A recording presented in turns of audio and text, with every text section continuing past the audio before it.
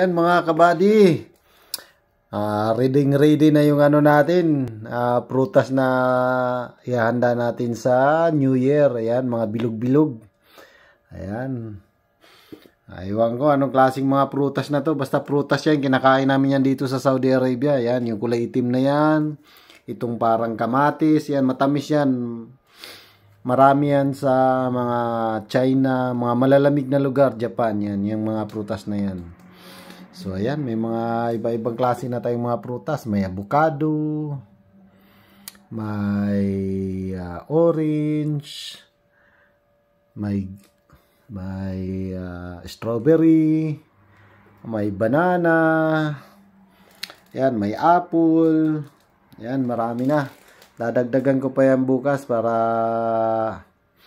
hahanap pa tayo ng grapes siguro. Magdagdag tayo ng grapes.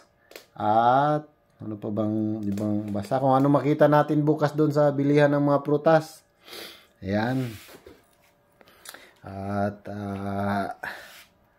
ihanda na natin. Sana dagdagan pa yung swerte natin.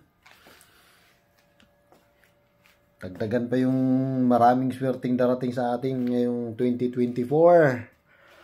Ayan.